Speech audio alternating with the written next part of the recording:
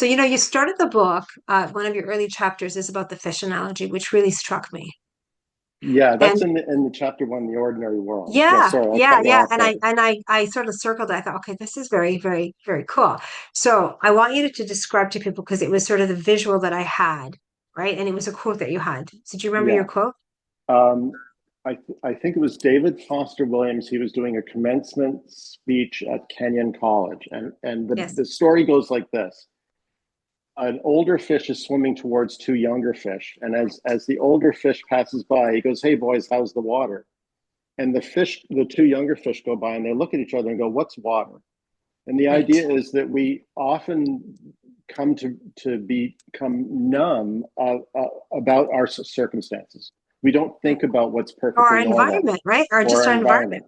Yeah. Yeah, yeah, And yeah. so the very first thing in the hero's journey is a discovery that you inhabit a world that can be changed, that it has characteristics that don't have to be fixed in place, and that so you can react differently than everybody else is.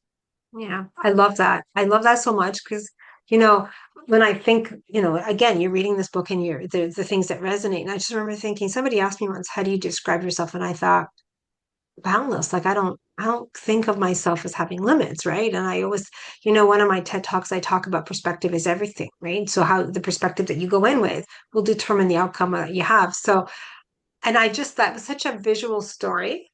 Again, Yeah, you started looking, I was like, that's true. I mean, fish realize they're in water. Like that is your everyday environment. So if you put that to the average person, do you recognize your environment? You change your environment, you change your opportunities, but also how you see that environment, right? right. And how Yeah, you see it, 100%. how you interact with it, who's around you. If you're a fish, like who's in the school that you're swimming with, all of those things will make a difference.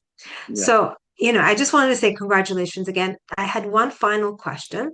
So yes. you've been on the other end of these things and people have, you've interviewed people and I'm asking you a bunch of questions about this because it was a book that I really, really enjoyed reading.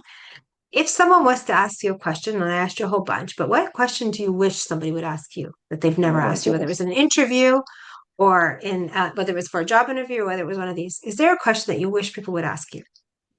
Oh my goodness. That is a great question. I think in the context of the book, I think that one subject I'd like to get into is the act of writing a book. You've Mm, written, I think yeah. you're writing a Yeah. third.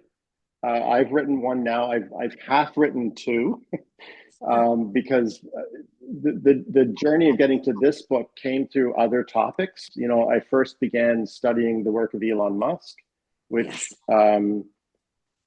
whatever one thinks of him now, I cannot help but be impressed by what he's achieved. No, so I was And gonna, you know what, you can say whatever you want about whatever happens on sort of with the government rule, but you cannot take away from the impact that he's had no, in terms no, of some of the things that he's pushed forward and how far he's pushed the agenda, right? yeah, In terms of and technology and and and everything. the lessons that one can derive in terms of Yeah.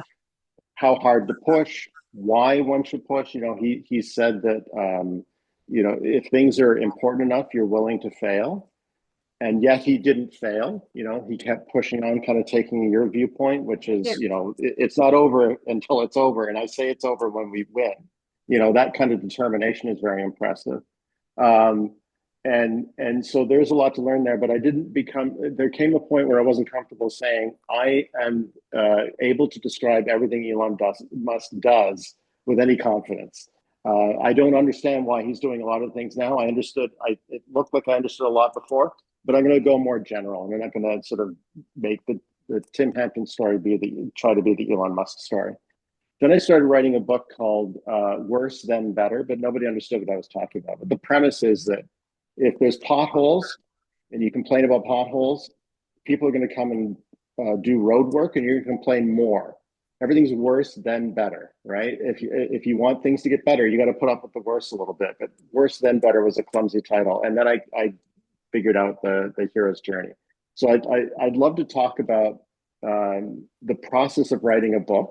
Yeah. The way I did it was I have a system called Obsidian, which is like your own personal wiki. And every time Ah, an element of the book came up, I could put that in as like a wiki entry and then yeah, relate it to other wiki entries. yeah, And then I yeah, could yeah. write chapters based on just pointers. And then I took Mm, it out and it was 200,000 words. The version you read was 30,000 words. So there was the whole process of narrowing yeah, it down. yeah, So I yeah, learned an awful lot about writing a book uh, through yeah. this process, and I'm glad you found it readable because that was the goal. Oh It no, was I really it absolutely was really did. supposed to be, yeah, I flew through it, yeah. and because I really enjoyed it. I mean, I really enjoyed it. I thought it was well written. I thought the examples were fantastic. I thought there was a lot of visuals. I thought there was some good references. There was movie references, but there's a lot of sort of practical reconnection to the workplace. So, you know, it's funny because people, I think you asked me before we started, like about all my degrees, and I think it's great that you have that, but I think one of the reasons I've had success when I do the training and the coaching and the speaking is because I can take all the theory and make it really practical. And that's what I loved about your book. Because people, it's great to have all that theory stuff, but if you cannot help me figure out how to apply it in my real life, or you're giving me examples of real life that I can relate to, then it becomes like a textbook rather than a book that actually is going to make me reflect. And I walked through with a lot of reflections. I think I came, this is, I read, I thought, I think you need to have a podcast. And I have a whole bunch of questions that I want to ask you, and which is where we landed, right? Yes. So thank This you has been a so wonderful much. experience, and I think you've Oh, missed your calling. You should be a podcast host, not just a guest on all these different shows. Before I let you go, and I'm so grateful for your time and support and inspiration, but let's talk about you a little bit so people know what you're working on. How can they engage with your work? And when is this third book coming?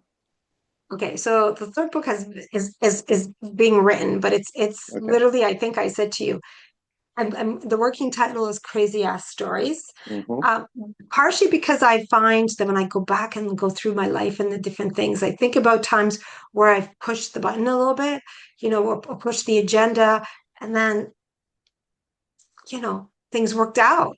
So I Yeah. feel like there may be a little bit of inspiration that to say to people, just sort of follow your gut a little bit more, and or when someone challenges you. I mean, there were times where I was, my credentials were challenged, I was the only woman at a table and things would happen, or it could just be that, I remember being in a job interview and, somebody already deciding that I was not the right fit. And I thought, you have not looked at my resume. You've not looked at what I did. And I literally called them out. And I actually ended up getting the job, but I'm pretty sure I made them uncomfortable. But I Yeah. didn't care. But I thought this was a turning point. Like this, that was sort of at that point where it's like, if that person says, no, I'm never going through this door ever.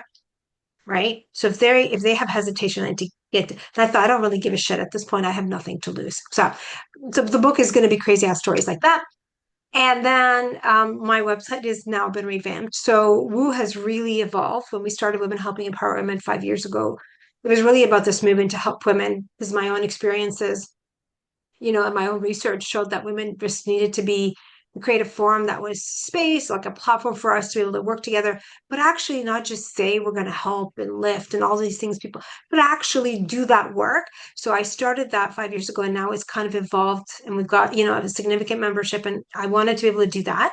And the other part of that evolution is the opportunity to be able to work with me as a coach, to be able to work with me as a facilitator, a trainer, or an educator, whatever it is that you need me to do. So there's sort of two parts to that, and we're relaunching that at the beginning, so at some point in January. I'm actually waiting for all the holiday stuff to kind of calm down a little bit, Yeah. and then there's lots of good things in the works. I'm excited about all of that. But thank you again. Thank you for Yeah. My giving me the book pleasure. and Thank thinking of you. me as someone who could possibly read it. And I honestly, I cannot wait till it's in print, like out. And I think we should do a book launch. And I think this was really, really enjoyable, really enjoyable. So thank you. Thank you for trusting me to interview you with this, and for even thinking that I would be someone who would enjoy the book, which I did. And I'm going to go back and watch the October Hunt movie, for Red and October. Yeah. yeah, Hunt for Red October movie for sure. And I'm going to be, every time I see fish, I'm going to be thinking about them differently. Thank you so much, Dr. Georgette. It's been a thrill. I have a great day. Thank Bye. you.